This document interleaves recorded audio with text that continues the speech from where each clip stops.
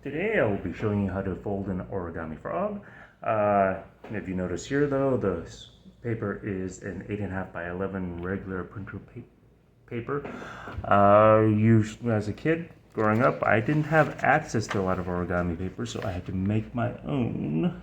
So I'm going to first show you how to make a square piece of paper. Probably a lot of you already know how, but this is what I used to do when I was, as I said, as a kid. So you first fold a triangle, then you fold it up towards the corner, and then square it off on that side. You unfold the triangle, then you score against the line. You could use scissors if you want. I just find it more accurate if I score it with my fingernails.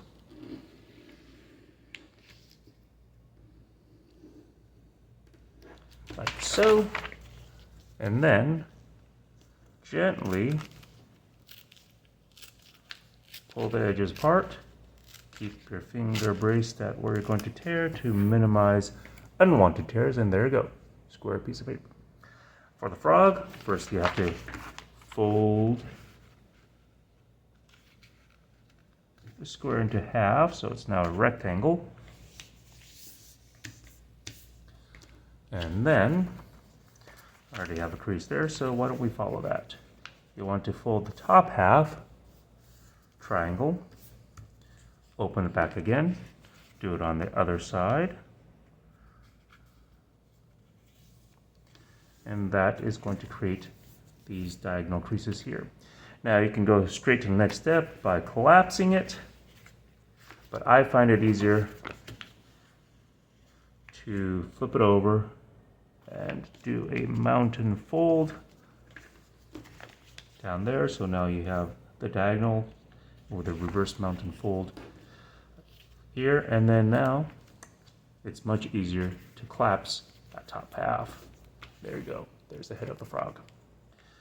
For the legs, here's that, lift the one side up, and then can't go any further there. This is more of an artistic value. If you fold it all the way in half, it's going to go up towards the nose. I find it more aesthetically pleasing to go part way up so that the legs are slightly to the side of the tip. Okay, well, that's the entire first half. Now for the bottom half, you take this bottom portion, fold it in half up to the middle.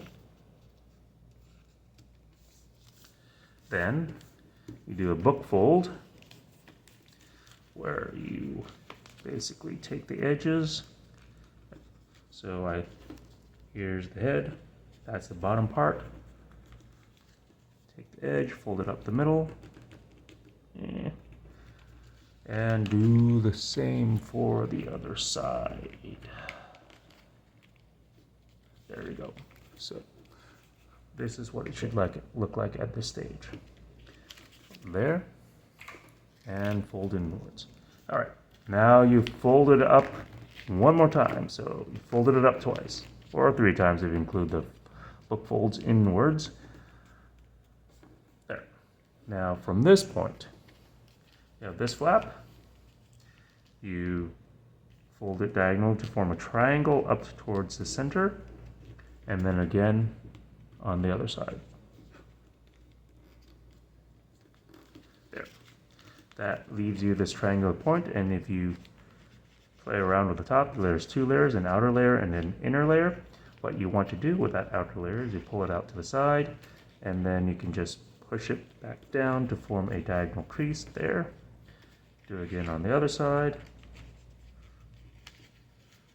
You'll want to go to the box, then you push that corner down towards the center and just crease it. And I can already see I have some imprecise folds here. You can see where these two overlap. They shouldn't. Oh well. Now you take the frog leg, fold them down, and then you give it immediate weight loss treatment plan by folding this edge to the diagonal edge right there, to that diagonal line that folds that leg into half, and then you do it again on the other side. Again, you can see right here where my creases, my folds were not precise enough, and that left that overlapping edge. All right, so next step, you fold at the belly button, or basically fold the frog in half in the middle. There. There's what I call the belly button, and you fold it up. So the legs are touching each other, then you fold it back. But in here, make sure that the bottom edge does not go past the top edge. Well, I call this the bottom because when you flip it over, that's going to be the bottom. The reason why is it'll make jumping the frog very difficult if that edge passes the body edge right there, and you're going to catch your finger on the edge and the frog won't jump. All right, so now the frog is done folding. You flip it over, and now you can jump it.